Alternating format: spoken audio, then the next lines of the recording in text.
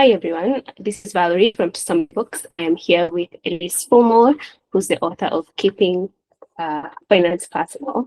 I have a copy of the book right here, and I'm very excited that we're going to talk about this together. So Ellyce, welcome. Thank you so much for having me. I'm excited to chat with you. And yeah, I am really passionate about this book, obviously, but I'm so happy that it's finally out in the world. So, for those of you that don't know me, just a little bit into my background. I'm a queer and neurodivergent financial educator and now best-selling author, which is exciting, and also the founder of Queered Co, which is my financial literacy company. And I founded Queered Co and really my whole business because I felt like so much of the financial advice out there was very just like numbers based and talking about like, here's the formula to build wealth and like, here's the perfect plan to pay off debt and like get rich and all of these things. And I felt like it really ignored my experience and a lot of other people's experience of like who you are as a person and the struggles and challenges that you have, and also like your values and goals and how those all influence the decisions that you make with your money. And in my opinion, it's way more of kind of like a psychological, behavioral, emotional thing than it is a numbers based, like math based field. So I really wanted to write a book that kind of filled that gap and that talked about all of the aspects that people don't talk about when they're, giving financial advice, such as, your mental health challenges, privilege that you have or barriers that you face, your identity, your culture, your family, relationships, like all of these things and how those influence your money. So yeah, it's crazy to me that I'm here because I did not start out in the financial field. I actually have a background in kinesiology. But through that, I worked in a financial aid office at a rec center. And that also kind of informed a lot of the work that I do and really opened my eyes to a lot of challenging situations that people are going through and how much like people need like support and really shame-free and trauma-aware financial education that isn't going to shame them and isn't going to make them feel like it's their fault and that they did something wrong. And yeah, it's pivoted a lot throughout the years, but now we're here and now there's a book and yeah, it's very exciting. Yeah, it's all so cool. I think it's very refreshing, the approach that you've taken in this book, and I like that you're talking about how a lot of what we've been taught has so much to do with shame and fear, and we're kind of propelled to move in a certain direction because we're afraid of the possibility of like what would happen if you don't do those things, right? Like if you don't go and get a degree in medicine, for example, then how much less money you'll be making and how that's going to impact your life. So you're coming or approaching finance from a place of fear as opposed to being empowered and being comfortable and safe in our own spaces. So I really, really, really enjoyed that because that's not something that I've had before. It's almost like every one of those things, like our anxiety, our identity as people, as different individuals, we discuss them as separate things, right? Yes. Like, your money is here and my blackness is here and your queerness is there. We don't like think about it as all of these things contribute to how you are. And I think that's a big problem. So maybe we can begin by you telling us what intersectionality means and how do you apply that into personal finance? Yeah. So I think I actually say this in the book, how we often view money in a vacuum and we just like, it's just looking at the numbers and we ignore, like you said, all these other aspects of your life and identity. And that's why I thought it was important to bring an intersectional perspective. So intersectionality is a term that was coined by Kimberly Crenshaw, who just does amazing work in like civil rights and feminism and so many other things. And she created this term to basically explain, like, it's a framework to explain how all of our identities are interacting with each other and happening and interacting with the world at the same time. And they're all overlapping and all connected to each other. So we can't just look at something like race individually and be like, this is how this part of your identity, influences how you interact with the world and how people treat you and things like that, we have to also be like, okay, but what about your gender, and what about your sexuality, and what about your socioeconomic status? Like, how do these things also interact with that aspect? And those are happening at the same time, right? Like, you can't pull out aspects of your identity on certain days. Like, they're just going to be who you are. So yeah, this framework of intersectionality really encourages us to look at how the whole picture and basically how all these things are working together. And kind of along with that, she also introduces kind of the idea of power and privilege and how you can have varying levels of power and privilege with different aspects of your identity. So your gender, for example, you might, if you're a woman, you would have less power and privilege than a man if we're just looking at gender. But then if you look at race, for example, if you're white, you're going to have more power and privilege than someone who is Black, Indigenous, a person of color. And that could be applied to sexuality and your income and your education level and like all of these things. But just like the intersectional piece of it, you have power and privilege in these different areas, but they're all happening at the same time. So yeah, it's an interesting way to look at things. And I think it's really important when we're talking about money, because it's easy to be like, well, you're a man, so you don't struggle as much with your money, right? But then if we're talking about someone who is, a trans man, that's going to be very different. And so it's important to take into account these different intersecting identities and how those intersections will influence your experience of moving through the world and also your experience with money. And I think that's a very good way of moving into identity economics. So you kind of talked, I think you spent actually a couple of pages within the same chapter talking about identity economics, and how and I want you to kind of talk about it, and also give an example of how it affects the way we make our decisions, right? Because you were just saying right now that all the different things that make who we are affects the way that we move around in the world, and also the way that we manage or deal with our finances. So can you maybe give us an example and talk a little bit more about identity economics? Yeah. So previous to identity economics, there was something called traditional economic theory. And basically, this was a theory that said people are going to make decisions based on what makes the most sense financially. So if, I don't know, you went to the store and you're looking at which fruit to buy, you would buy the one that was the cheapest, or the cheapest for the most, or whatever made sense for your situation. But it's saying like that's the only thing that you would take into consideration, is like which one makes the most sense financially. And then identity economics is a theory that was introduced where basically the researchers were saying, well, that's not true, because people also make decisions based on, who they are, what they like, who they want to support, like all of these other things. And that's important to take into account when we're thinking about how people make buying decisions. So identity economics looks at like the sociological and emotional and psychological and behavioral aspects of somebody and why they might make certain decisions.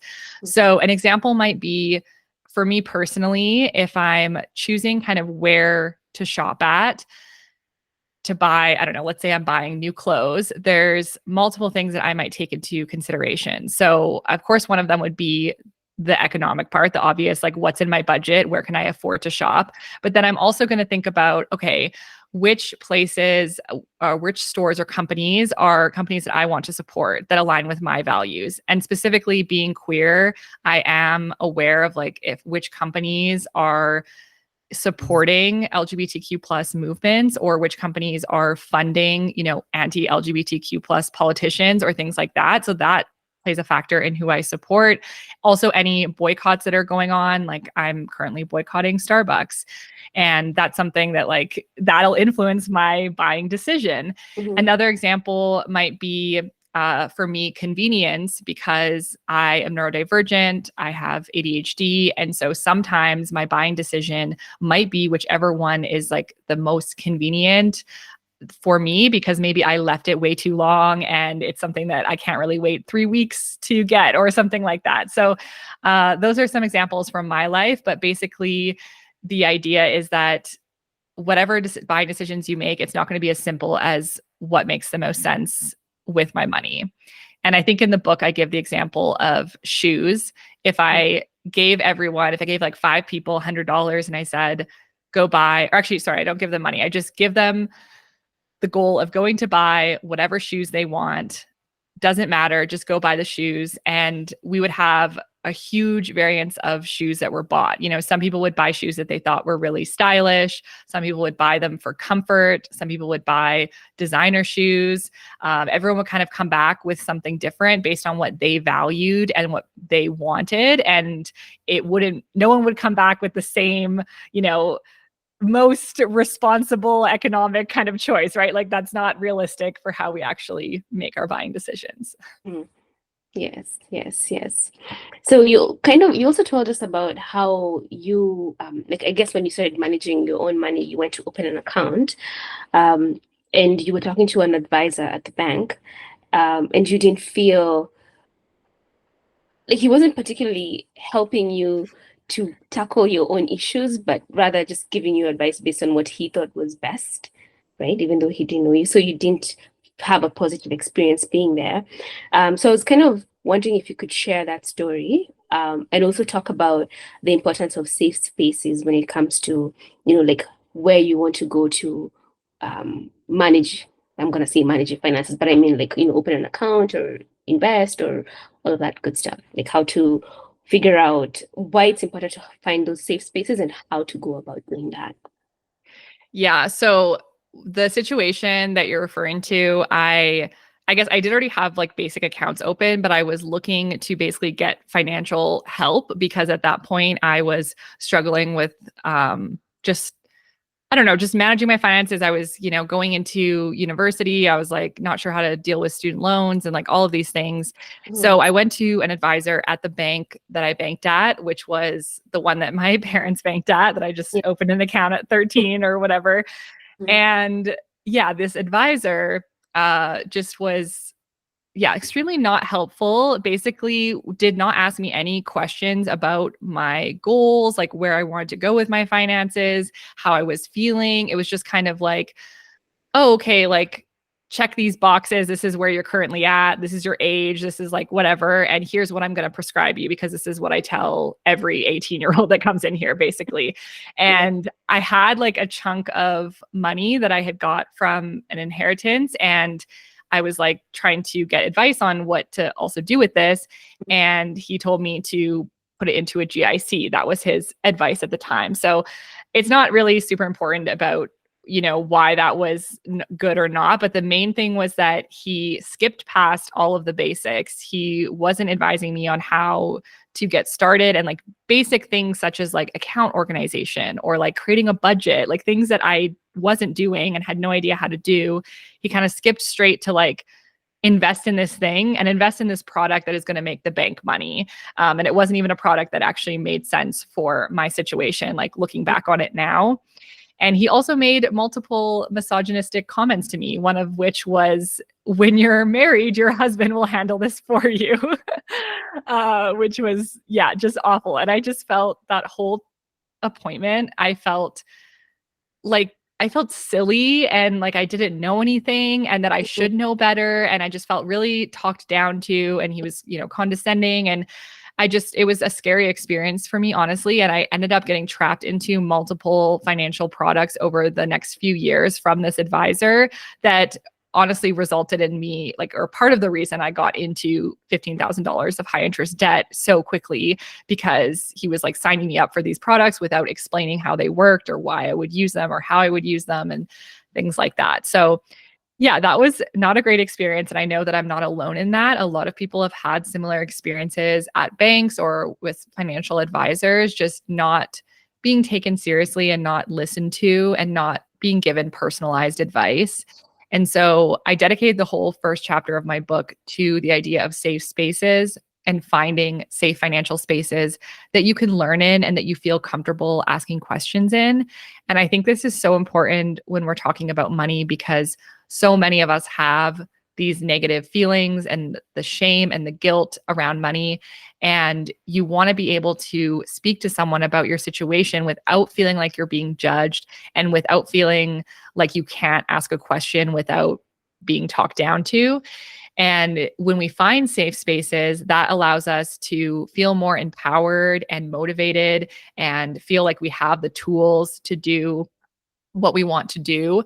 And I mean, part of that is the listening piece and just feeling like they're actually listening to your goals and your values and where you're at. But another piece of it is also that they're accepting of your identity and that you're not feeling, you know, unsafe in that space in any way. So, like an example for me is like being queer. If I'm talking about, my future with my partner and like financial planning for that, or like if I was talking about starting a family, I want to speak to someone that's not going to be homophobic or, say something weird or like doesn't have experience with that. Like you want someone that, if not represents your identity, at least is accepting and understanding of your identity. Right. And safe spaces when it comes to finances can look so many different ways. So it doesn't have to be an advisor at a bank. And I actually don't often recommend that. I think if you want to speak to a financial advisor, find someone who is external to a bank and that is a fiduciary, which just means that they are legally required to have your best interest in mind. Whereas financial advisors at banks are salespeople. Like they they work for the bank and banks are businesses and they will put the best interest of the bank over your best interest. So that doesn't have to be where you get education. It can also be, on social media. It can be books that you consume, podcasts, YouTube videos. Like it can be so many different things. Just finding those spaces though where you feel seen, heard, and understood is so important when it comes to your money. So I provide an exercise in the book that's called your red and green flags when it comes to finding safe spaces. And I find this is really helpful for determining if a space is safe for you.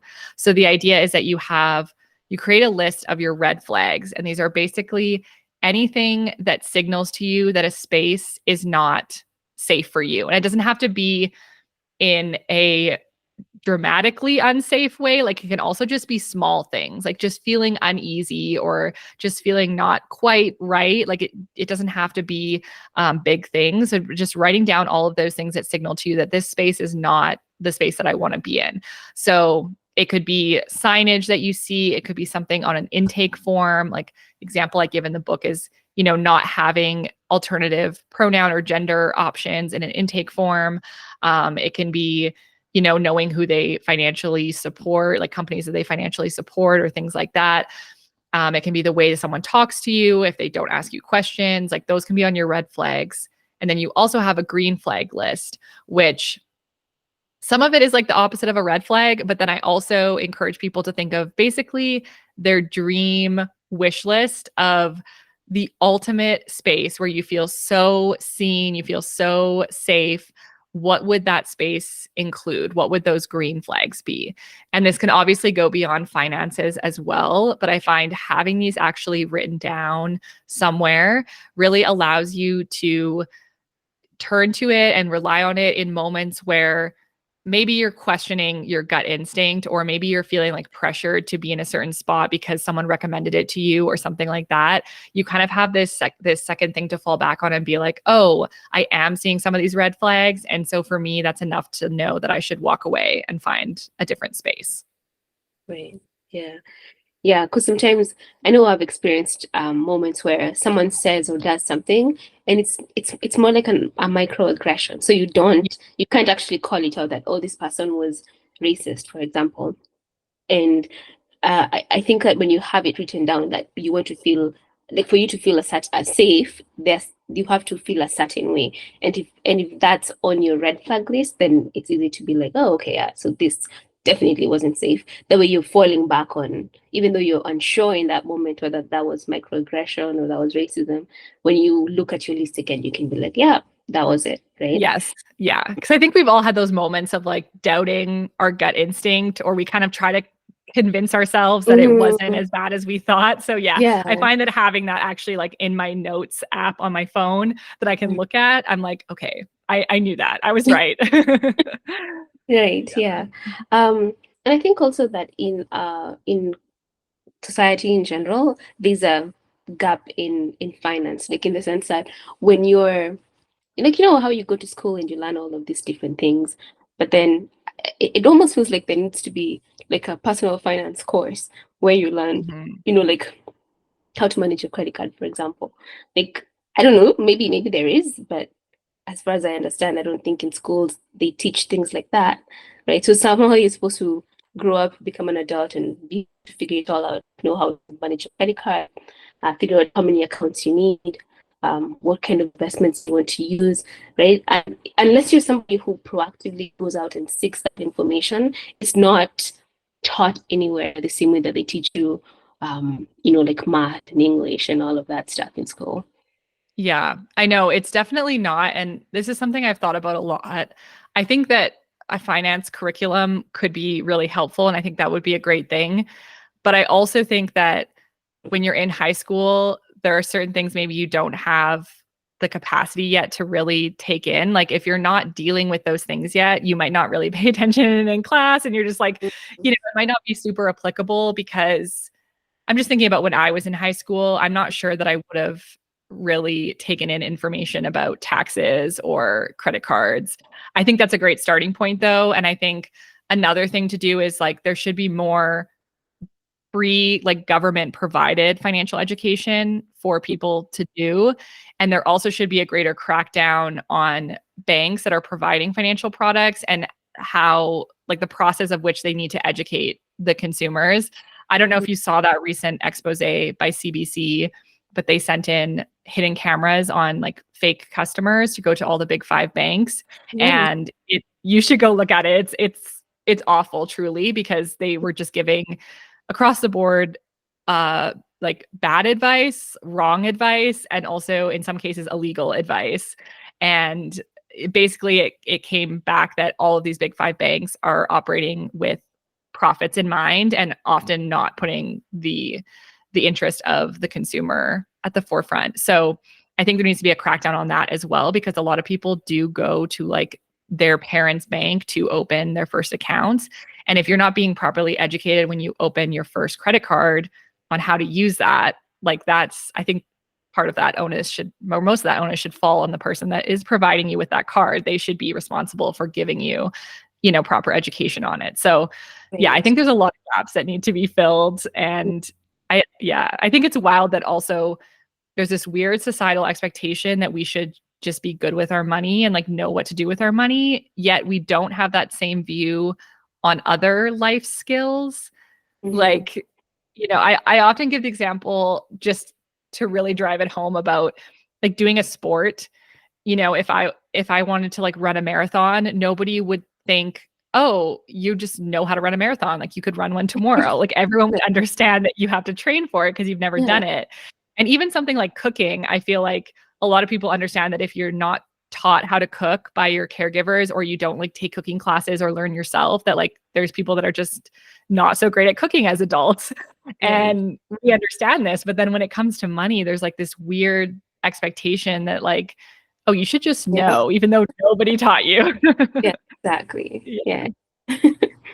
So I'm gonna jump closer towards the end of the book now, where you talk about so this is the relationship part that I thought that would be an interesting part to talk about. And you use your own personal experience to talk about, first you talk about you and your ex-boyfriend, and then you talk about you in your current relationship with your partner, right, with your Mhm. girlfriend.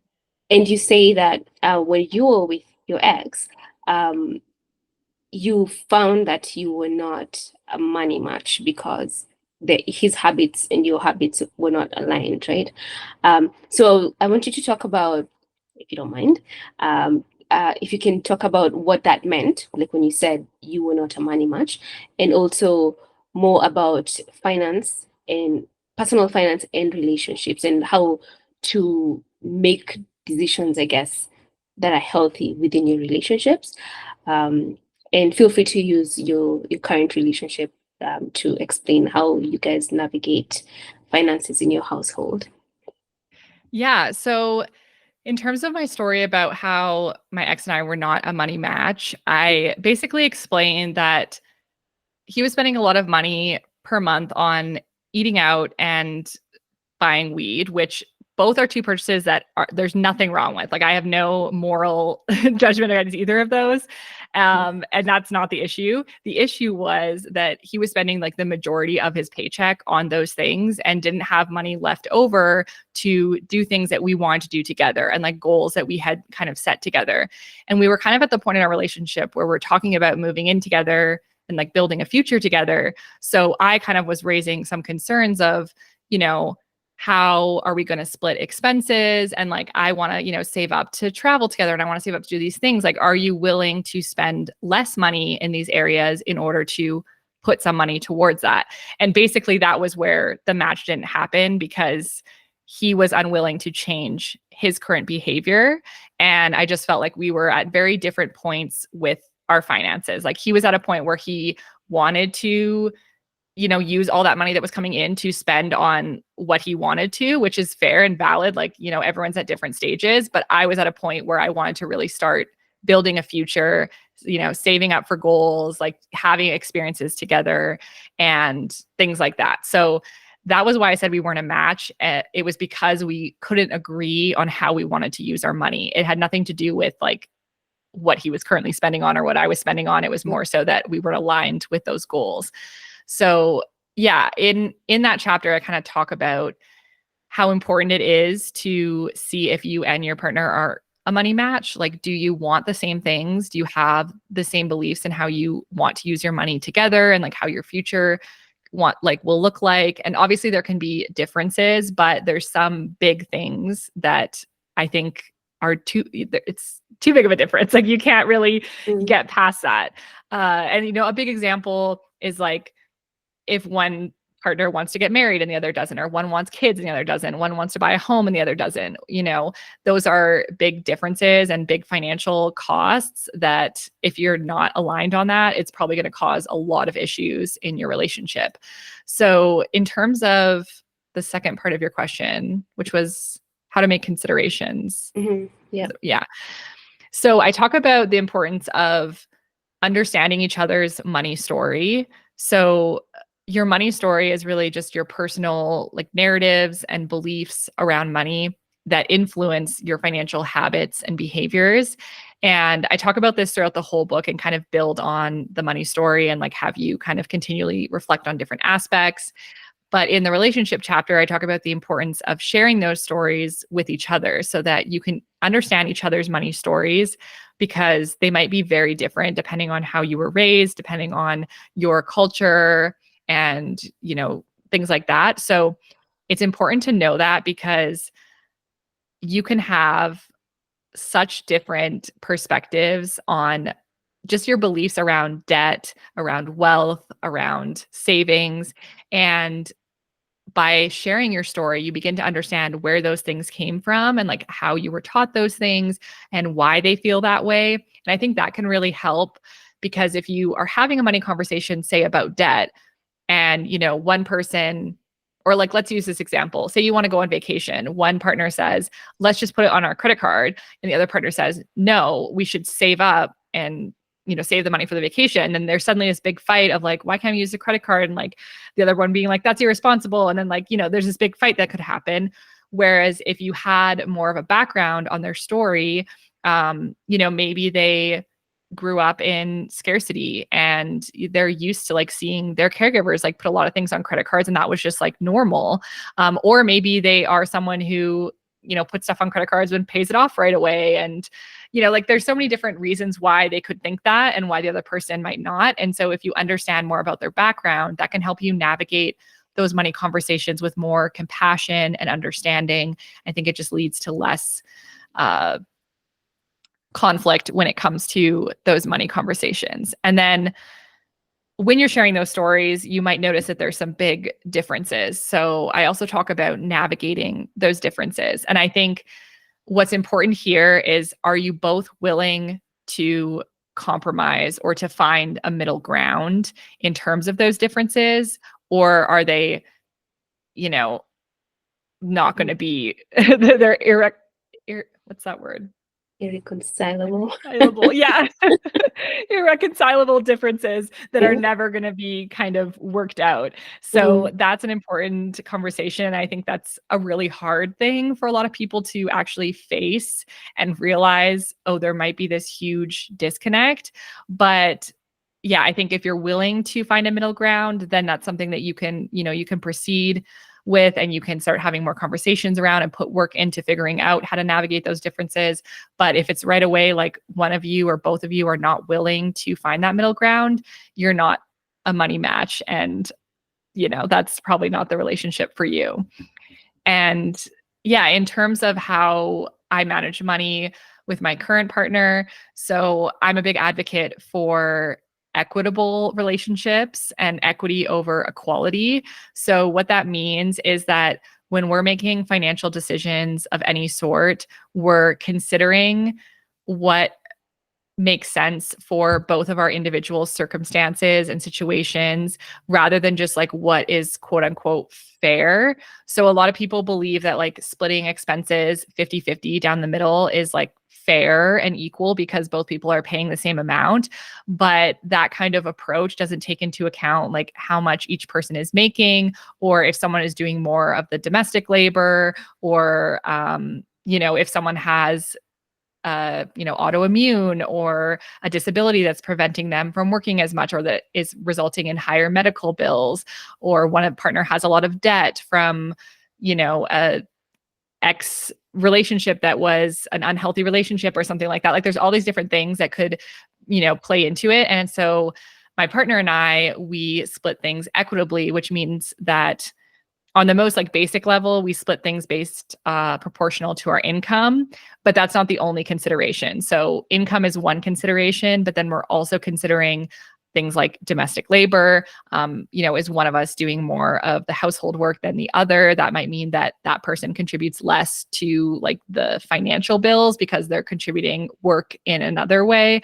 We also consider our individual capacity to do things, what our individual expenses are. Like, for example, I have Vyvanse that I pay for my ADHD, and we just recently got insurance, which is very exciting. But previous to that, it wasn't covered. So that was like $160 a month for me, and my partner doesn't have any monthly medication. So like that's, a big difference.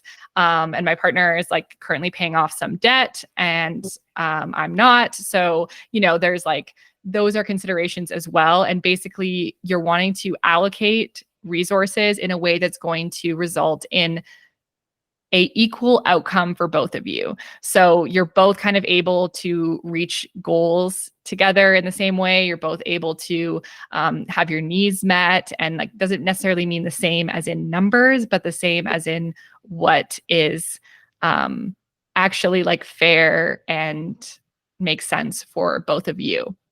So that's how we like to do things. And in terms of like the tangible managing our money, I personally mostly advocate for keeping most things separate, but then some things joint. So we have our own spending cards. And I think that's helpful because then you don't feel this sense of like someone's watching what you're spending on. I think like if you're aware of how much each other is like going to spend a month, but then you can spend that money on whatever you want and not feel any judgment, any criticism. It's just like, that's your money to spend. I think that's important. And then we have a joint account for things like groceries and gas because we split those expenses. And then we have some joint savings accounts for, joint goals that we're saving up for. But then we each have our own individual emergency funds, which I also think is really important in the instance that you ever need to escape a relationship. It's really important to have some of your own financial autonomy to be able to do so.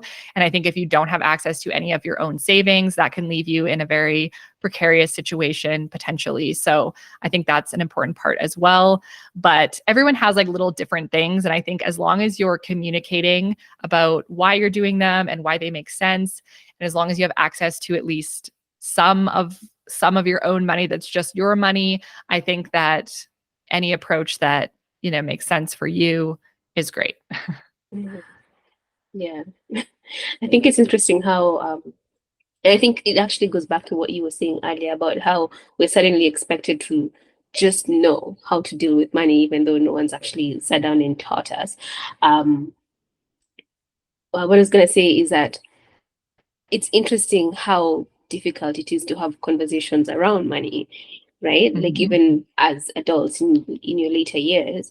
And that's something that you have to kind of like, get yourself able to do. You have to come out of that shell where you're afraid to talk about money when you're Mhm. married or when you have a partner, because that's the only way that you can be on the same page when you talk about these things, right? So just as you were talking, I was just thinking about how like it's insane how difficult it is, and yet that's one of the things that leads to divorce. I think you also mentioned that in your book, right? Mhm. Um, or not necessarily just divorce, but even just the breakup of any relationship when you're Yeah. not able to communicate, and yet we don't have the tools to begin to have those conversations at the Yeah. beginning. Yeah. Yeah. What I would say for that too is like just ease into it. Don't feel like you have to jump right into really serious Mm, conversations. Like I always recommend having more like lighthearted, casual conversations about money that don't even have to necessarily do with you. Like if you watch reality TV, like on, Love is Blind, they'll have conversations about money as they mm, kind of get more serious. So like that's a great example if you could be like, "Hey, what do you think about yeah. this?" Or like, Yeah. you're not actually talking about your situation yet, which feels way more vulnerable, but you're still kind of having some conversations about money.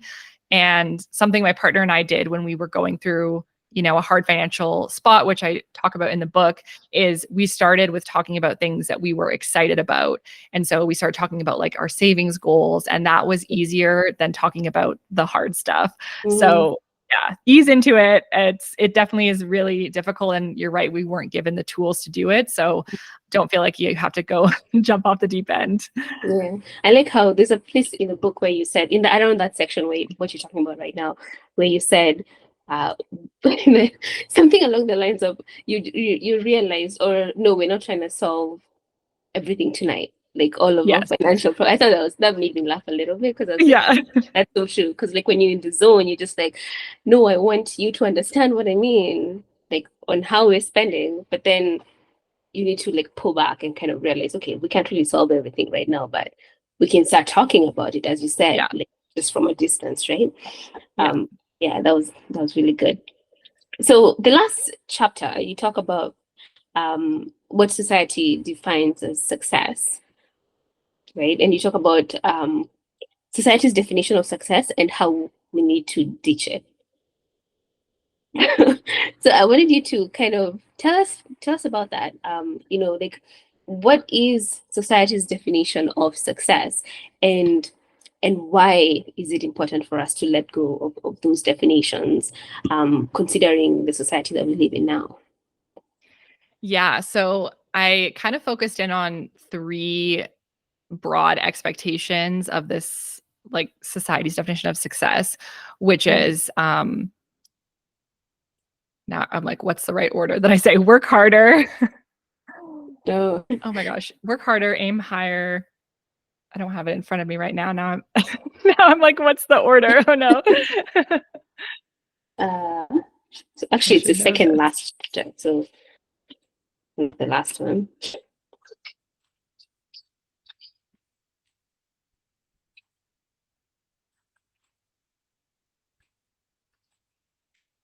Work hard, aim higher, build wealth. Okay, yes. That was my initial instinct. I second guessed myself. Okay. So yeah, I talk about those expectations, Mhm. work harder, aim higher, and build wealth. And those are kind of these like overarching things that we're taught or told to do in order to be successful. So the work harder is like, work your way up the corporate ladder. Always, put in more time, energy, whatever, like keep aiming higher in your career, get the, more prestigious job, and work towards getting the nice car and the nice house and the nice clothes, and like those are markers of success according to this definition. And Yeah. then the build wealth is like, here's the step by step path on here to like how to build wealth. Like you put X amount of money away in this account every month, and you aim to just increase your net worth higher and higher and higher and higher until you die.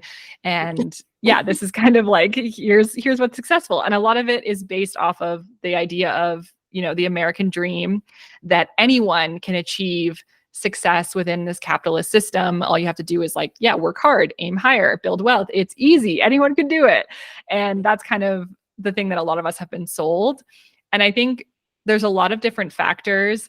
Obviously, we can talk about economic factors and how, the value of money has changed, how things like housing costs and university tuition has gone up so much. And there's so many things like that. But I think, one of the big things is that, first off, that wasn't realistic to begin with. And, the American dream really benefited people that already had privilege. That's mostly who it benefits. And so it was already a bad system to start with. But then I also think that boomers had more of an advantage in the system based on the current, when they grew up, how much money they were making. They basically made more money off less education. They graduated with less debt. They were able to buy a house for a lower proportion of their income, so many of these things. And then boomers gave birth to millennials, and they raised millennials on this same idea because a lot of them did see success, I guess, with this formula. But again, still mostly people that had privilege to begin with. And so I talk about in the book, basically the fact that these expectations were never realistic, and it's honestly a lie. I basically myth bust each of these, kind of the work harder, aim higher, about how it's not as simple as that, and there's so many other factors at play, and there's so many barriers to achieving these things. And then on top of that, this isn't probably what a lot of people even want, but we're just told to want it, and we compare ourselves to our peers that are also trying to achieve this thing because they were told that they should want it. And so we kind of get sucked into this trap of trying to measure our success by these certain things and reach these milestones without actually taking a second to step back and think, is this the life that I want? Is what does success actually mean to me? What is my definition of success? And what does that look like and feel like? And same with your definition of wealth. What is your own definition of wealth? And what does that look like and feel like? And what kind of life is going to give you the kind of wealth that you want? And so, yeah, basically that chapter is all about unlearning those expectations and then rewriting your own expectations of what your version of success would look like, and letting go of society's version of success that you've been taught to want. Yeah. Yeah, thank you. So that brings us to the end of all the questions I had for you. Is there anything else you'd like to add? No, I don't think so. I mean, there's obviously there's a million things I could talk about, but I think that we talked about some great stuff, and I think that's good. Awesome. All right, so that is everything, everyone. Thank you for watching. You can get your copy of I don't know why I keep stumbling on you. The book. Keeping Finance Personal. It's the P and the F for me. Yeah. Keeping Finance Personal. They're available at tusomebooks.com. Ellyce, thank you so much for being here with me. Yeah, thank you so much for having me. This was great. Thank you.